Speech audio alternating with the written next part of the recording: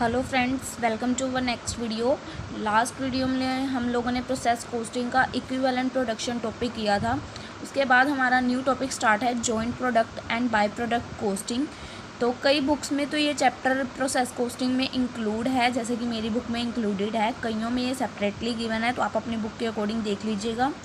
इसकी हमको थ्योरी नहीं करनी है, जस्ट ये मैंने जो अंडरलाइन की है इसको रीड करेंगे, जस्ट सिर्फ इसको समझने के लिए।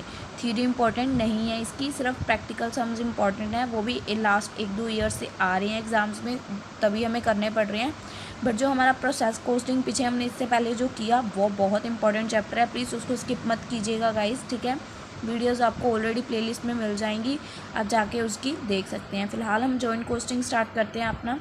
जॉइंट प्रोडक्ट कॉस्टिंग का फर्स्ट सिंपली मीनिंग देखो, ठीक है। जॉइंट प्रोडक्ट कौन से होते हैं, देखो there are certain industry. Joint product ना आपको एक अजम्पशन लेनी है, मैं आपको एक सिंपल सी अगर एग्जांपल के थ्रू समझाऊं। एक आपने ना रॉ मटेरियल परचेज़ कर लिया इकट्ठा ही, ठीक है जी, आपने रॉ मटेरियल परचेज़ कर लिया, ठीक है, आपने प्रोसेस 1 कंप्लीट कर लिया। अब आपने इस रॉ मटेरियल से 2 अलग अलग चीज़ें प्रोड्यूस करनी है, बट आपने शॉपकीपर को क्या जाके बोला कि एक जैसे मैंने अपने ब्रेड प्रिपेयर करनी है और दूसरी मैंने अपनी बिस्किट प्रिपेयर करने हैं, तो क्या मैं उस शॉपकीपर को क्या जाके बोलूँगी ब्रेड के लिए अलग मैदा दे दो और बिस्किट के लिए अलग दे दो?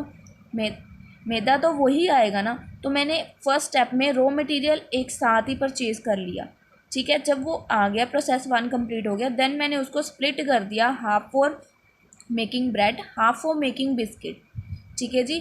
तो ये यहाँ पे आके स्प्लिट हो गया हमारा raw material, split off point हो गया, ठीक है जी। यहाँ पे आके हमारा स्प्लिट हो गया ये, ठीक है। तो इसमें क्या है कि यहाँ पे हमारे जो जॉइंट प्रोडक्ट्स हैं वो कौन से हैं, जो हमने यहाँ पे ये जॉइंट प्रोडक्ट 2 प्रोडक्ट्स थे उनका मटेरियल जॉइंटली परचेज़ किया, ठीक है। और जब ये दोनों सेपरेट हो गए, ठीक है, अब जॉइंट प्रोडक्ट हमने बना लिए, ये दोनों सेपरेट हो गए, इनके अलग अलग प्रोसेसेस हो गए, इसी चीज़ को हम बोलेंगे कि ये जॉइंट प्रोडक्ट में से कैसे निकले।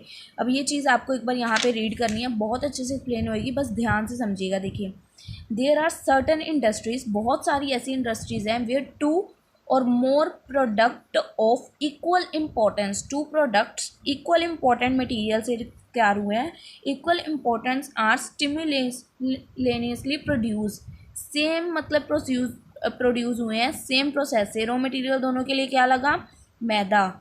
सच products are regarded as joint products, ऐसे प्रोडक्ट्स को हम क्या कहते हैं, जॉइंट प्रोडक्ट्स। ये पूरा पैराग्राफ आपको पूरा एक्सप्लेन कर देगा। जॉइंट प्रोडक्ट्स दस रिप्रेजेंट 2 और more product separated in the course of same progressive operation. 2 या 2 से ज़्यादा प्रोडक्ट्स के लिए मटेरियल वगैरह प्रोसेस 1 में वो सेम मटेरियल से गुजर रहे हैं, बट बाद में separated in the course of same procession operation, usually required further processing. जब ये अलग अलग हो गए देन इनकी फर्दर प्रोसेसिंग आगे अपनी अपनी जगह पे होएगी, ठीक है। फिलहाल फर्स्ट स्टार्टिंग तो इनकी एक ही प्रोडक्ट से हुई थी ना।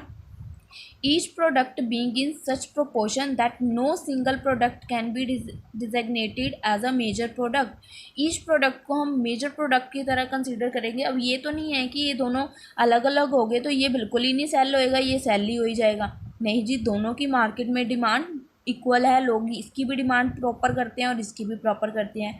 Joint product imply that they are produced, joint product imply that they are produced from the same basic raw material.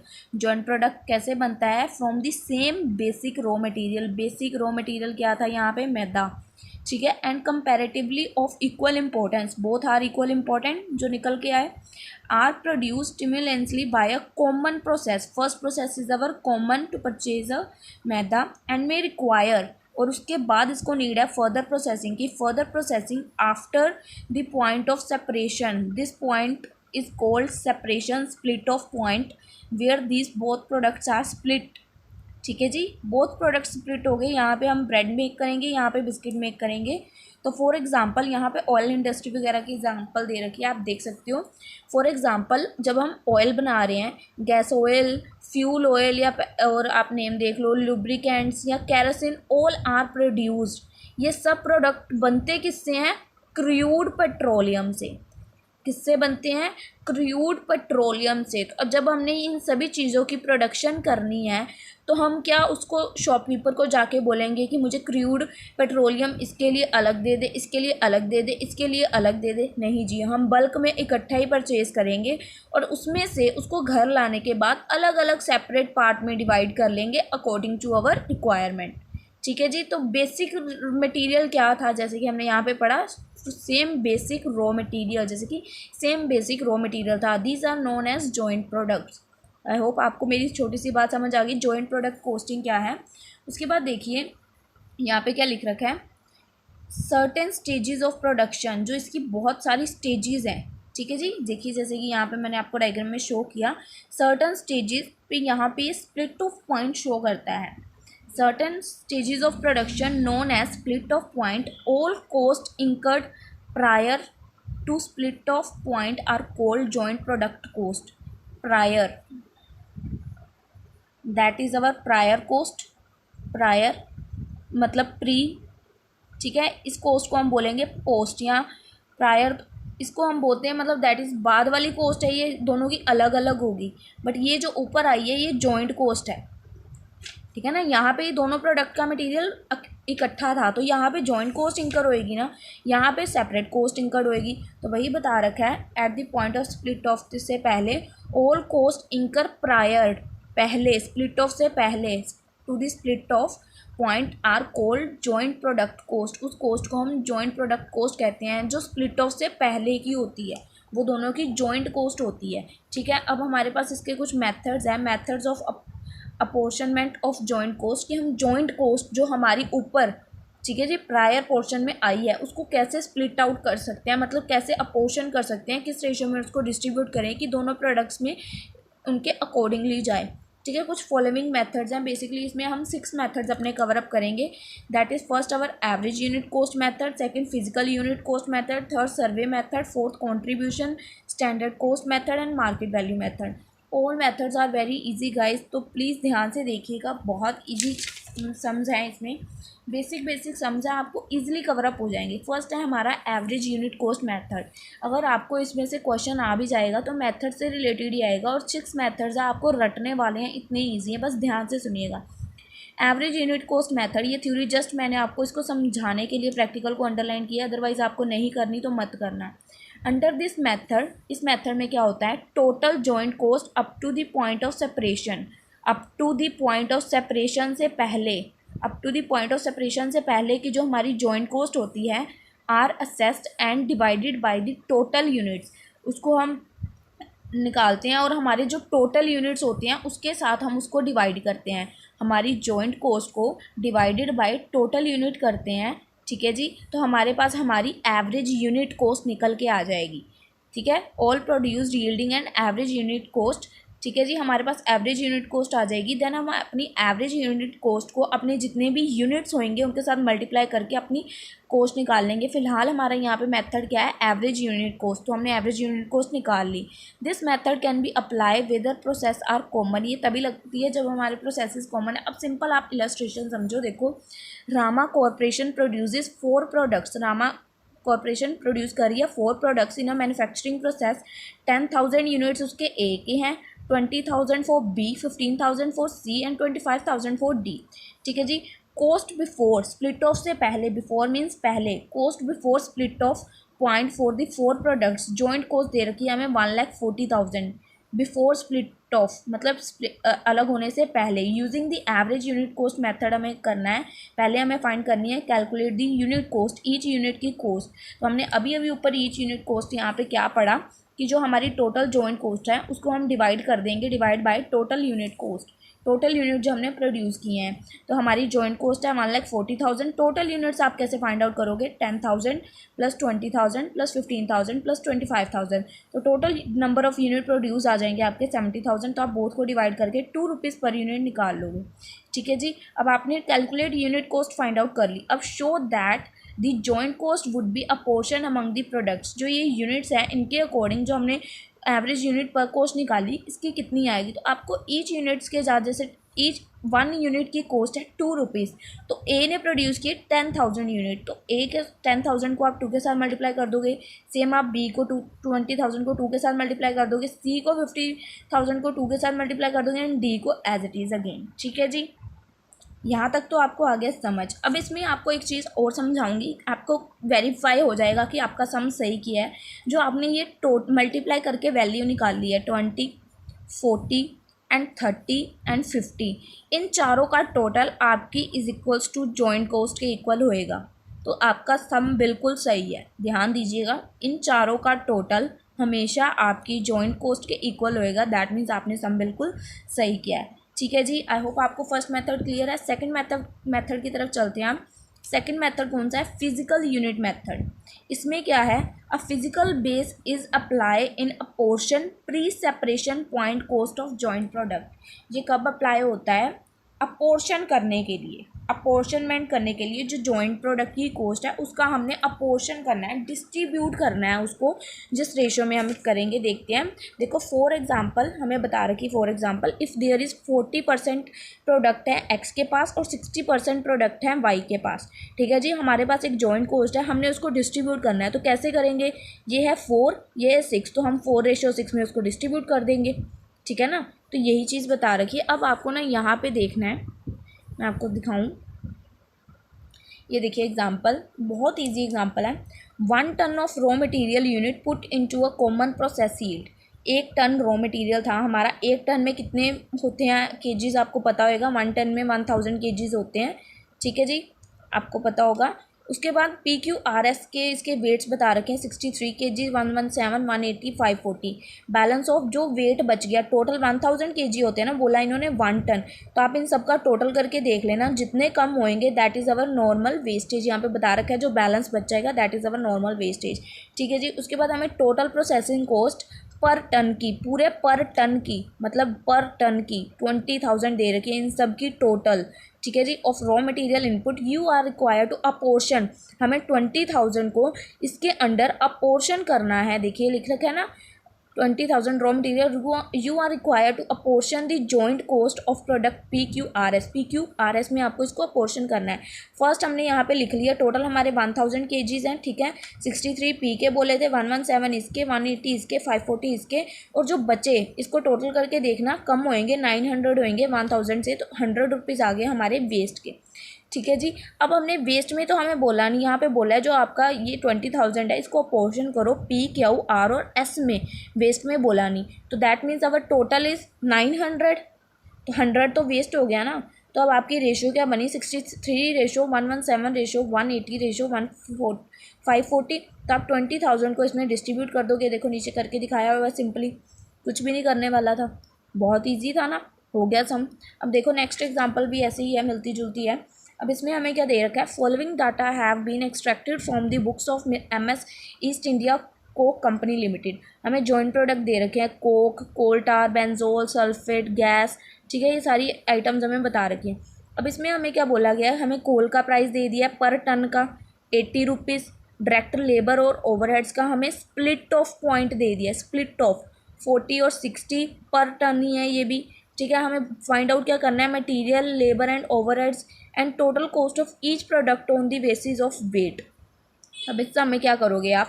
ये देखो, पहले आपने ना फर्स्ट कॉलम बना लेना है, ये वाला आपने इधर सारी आइटम्स लिख लेनी है जो आपकी हैं, coke, coal tar, benzol, sulphate, gas, ये सारी आइटम्स इस साइड आएंगी। मैं आपको दिखा दूँ, आगे लिख रखा है, देखिए यहाँ पे बेंजोल, सल्फेट। ठीक है, उसके बाद जो आपको उनके यूनिट्स गिवन है 14, 20 फर्स्ट के, ठीक है, 14, 20, 120, नेक्स्ट अगले पेज पे बेंजोल के लिख रखे हैं एज इट इज़। ठीक है, उसके बाद ना आपको इन यूनिट्स का फर्स्ट ऑफ ऑल टोटल कर लेना है। आपके टोटल आ गए 2000 यूनिट। ठीक है जी, टोटल आ गए आपके 2000 यूनिट। अब आपको यहाँ पे क्या करना है? टोटल आपके कितने आए? 2000। अब आपको ना इसकी परसेंटेज फाइंड आउट करनी है, ये जो आपने यूनिट लिखे, तो परसेंटेज कैसे फाइंड आउट करोगे? 1420 डिवाइडेड बाई 2000 मल्टीप्लाई बाई 100। 1420, देखिए मैं करके दिखा रही हूँ, 1420, ये देखिए 1420 डिवाइडेड बाई 2000 मल्टीप्लाई बाई 100, 71। तो यहाँ पे देखिए 71 एज इट इज़ आपको सेकंड वाले का करना है। 120 divided by 2000, 120 divided by 2000 multiply by 100। ठीक है जी, 6 आ गया। अब आप एज इट इज़ सबकी परसेंटेज निकाल लोगे इन सब की, ठीक है, परसेंटेज निकाल ली। अब उसके बाद आपको सिंपली क्या करना है, यहाँ पे आपको प्राइस बता रखा है, कोल का प्राइस 80 रुपीज़ पर टन है, ठीक है जी, 80 रुपीज़ पर टन है, बट यहाँ पे हमने परसेंटेज निकाल दिया अभी, तो 80 रुपीज़ है। आप सिंपली कोल के लिए क्या करोगे, 80 रुपीज़ आपका कोल है, कोल आपका कितने का, 80 रुपीज़, बट फर्स्ट केस में कोक के केस में हमने कितने परसेंट लेना है, 71%। तो आप 80 के ऊपर मल्टीप्लाई बाय 71% कर दोगे, 56.8 दैट इज़ अवर अमाउंट, ठीक है जी। उसके बाद अगेन अपना हमारा अमाउंट कोल का 80 ही है, बट कोल टार पे उसको कितना लेना है, 6%, we have to given that 6%। तो आप 6% ले लोगे, 4.8, मतलब डिस्ट्रीब्यूट करने के लिए इसको हमने फाइंड आउट किया हमारी रेशो। तो आप आगे भी इसको देख सकते हो, मैं आपको दिखा देती हूँ। ये देखिए यहाँ पे भी एज इट इज़ डिस्ट्रीब्यूट कर रखा है, टोटल हमारा 80 बन रहा है, ठीक है ना, टोटल हमारी यहाँ पे परसेंटेज 100 और ये वाला अमाउंट 80 बन रहा है, बट हमने उसको सब में डिस्ट्रीब्यूट करना था ना, तो हमने ये वे यूज़ किया। उसके बाद अगेन है हमारा क्या दे रखा था हमें यहाँ पे, पहले प्राइस ऑफ कोल, देन हमें लेबर और ओवरहेड्स को भी सेम इसी वे से डिस्ट्रीब्यूट करना है परसेंटेज में। 40 के ऊपर आप 71% लगा दोगे तो आपकी 28.4 आ जाएगी, अगेन 40 के ऊपर 6% लगा दोगे तो 2.40 समथिंग आ जाएगी। ऐसे आपको 60 वाले के साथ जो है आपने ओवरहेड्स, तो ओवरहेड्स के ऊपर भी आपको सेम परसेंटेज लगानी है। देन आपको इनका टोटल कर लेना है, ये तीनों का, कोल, डायरेक्ट लेबर एंड ओवरहेड्स, यहाँ पे नीचे वही बोल रखे थे ना, मटेरियल, लेबर एंड ओवरहेड्स, तो इन तीनों का आपको टोटल भी बता देना है। सिंपली एग्जांपल थी, आई थिंक सॉल्व हो चुकी है। नेक्स्ट हमारा मेथड है सर्वे मेथड। सर्वे मेथड में क्या है, आगे देखिए गाइज, हमारा है सर्वे मेथड, ये भी बहुत इजी मेथड है। देखिए जैसे कि under this method all the important factors such as volume, selling price, technical side, marketing process etcetera affecting cost, इसमें क्या है, ये बोथ फैक्टर्स अफेक्ट करते हैं हमारी कॉस्ट को, ठीक है, are ascertaining by mean of extensive survey, point value और परसेंटेज आप लगा लो या पॉइंट वैल्यू, इन दोनों को सेम ही बोलते हैं, आर गिवन, हमें गिवन होएगी सब में, individual product according to their relatives, according to their importance cost, ठीक है, हमें ये गिवन होएंगी। These ratio should be revised from time to time, और ये रिवाइज्ड होती रहती है, दैट मीन्स चेंज होती रहती है time to time, depending upon the factor affecting production and sale, की कौन कौन से फैक्टर्स इफेक्ट करें।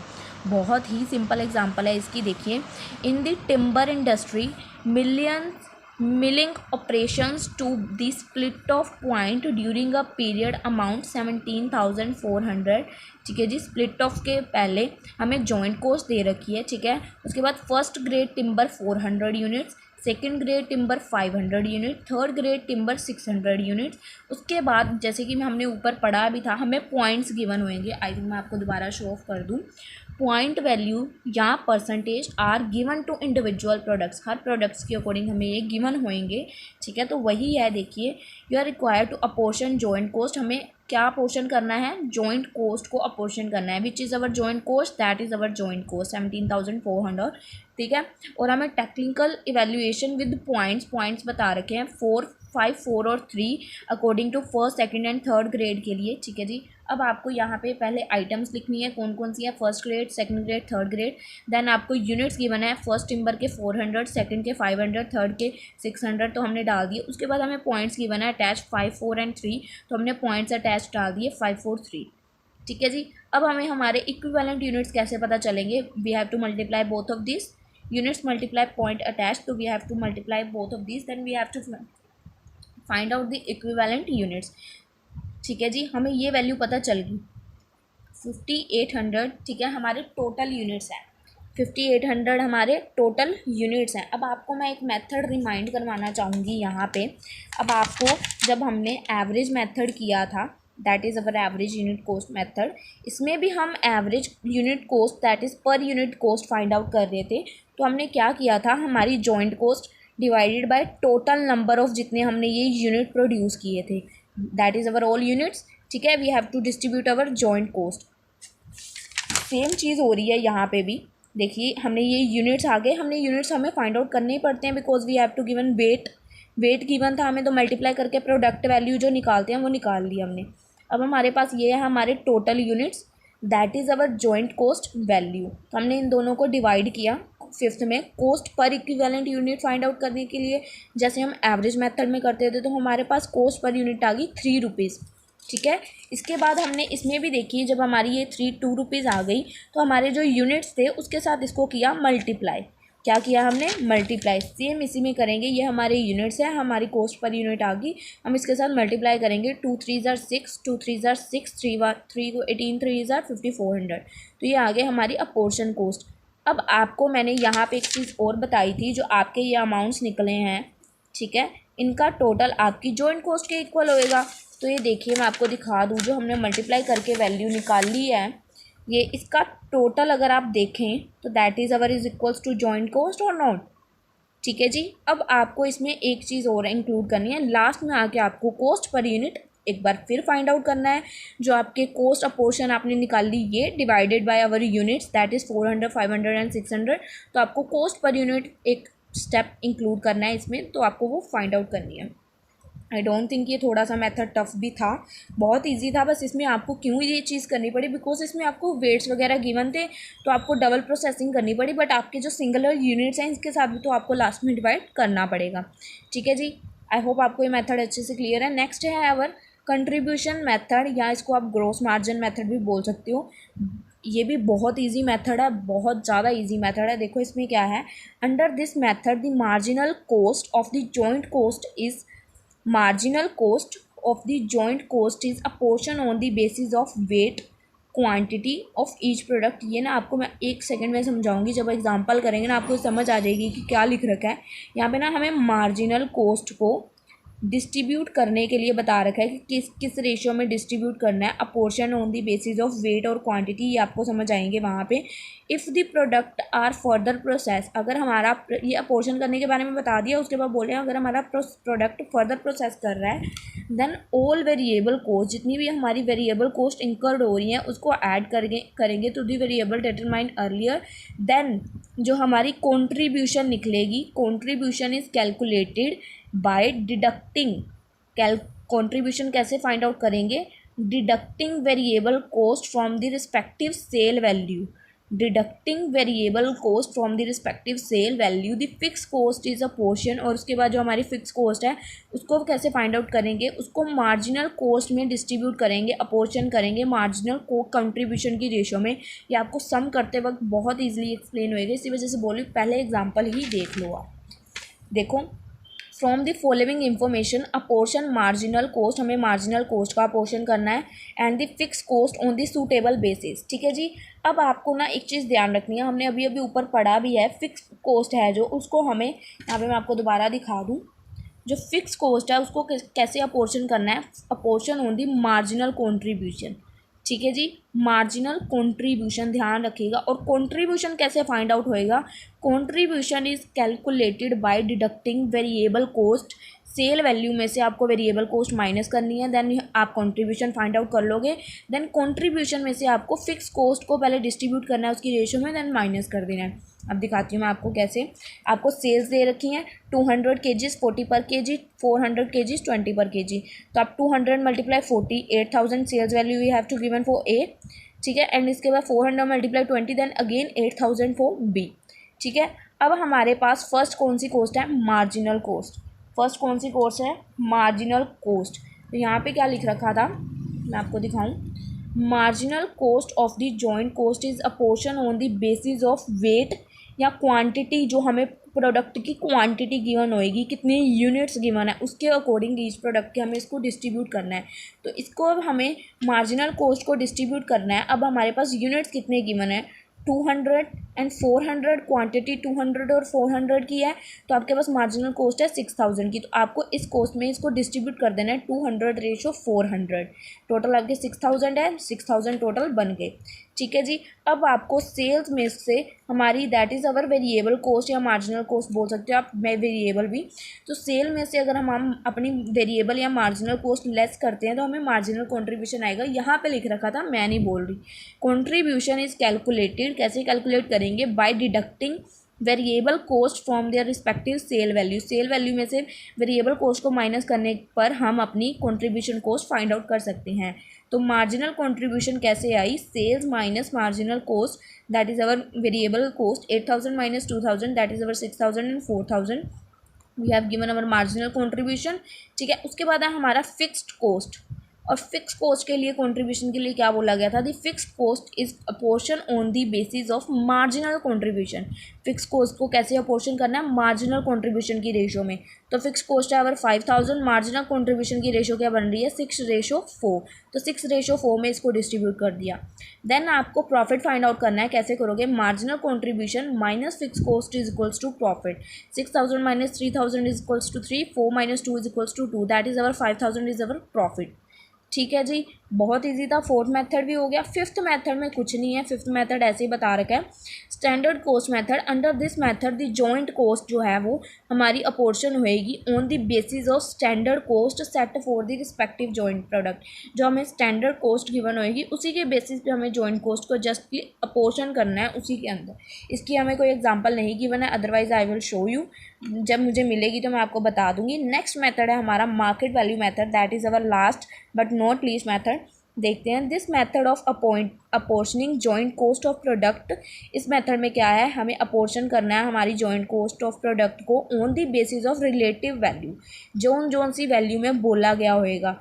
The most popular and convenient method है ये। The joint cost are split on the ratio selling price are individual product. This method है, 2 important characteristics हैं इसके।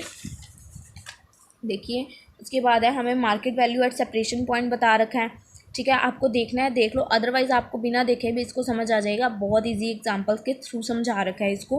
वैसे बता भी दूं, अगर आपको market value at separation point पे, ठीक है, जॉइंट प्रोडक्ट की वैल्यू है, यहाँ पे एग्जांपल ही देख लो। सपोज किया हुआ है इन्होंने X and Y jointly produce किए जाते हैं इन अ फैक्ट्री एंड इनकी वैल्यू जो है separation point are no 100 rupees एक की है और 120 दूसरे की है। कोस्ट विल देन बी, तो हम हमारी जो जॉइंट कोस्ट होएगी उसको हम कैसे अपोर्शन करेंगे, आप इसकी कटिंग कर लो 20 के टेबल पे। 25 100, 26 120, तो 5:6 बन रही है। तो 5:6 में हमने इसको डिस्ट्रीब्यूट कर दिया जो हमारी जॉइंट कोस्ट थी।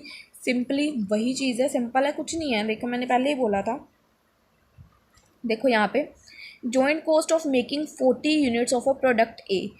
ठीक है, हमारे पास 40 यूनिट्स हैं प्रोडक्ट ए के, 120 यूनिट्स हैं प्रोडक्ट बी के, 140 यूनिट्स हैं प्रोडक्ट सी के, और इसकी जॉइंट कॉस्ट है 2250। जॉइंट कॉस्ट कितनी है 2250। ठीक है जी, उसके बाद selling price of product A B C दिया हुआ है हमें, selling price A B C का 2, 3 and 4। Product did not require any further processing cost after split off point.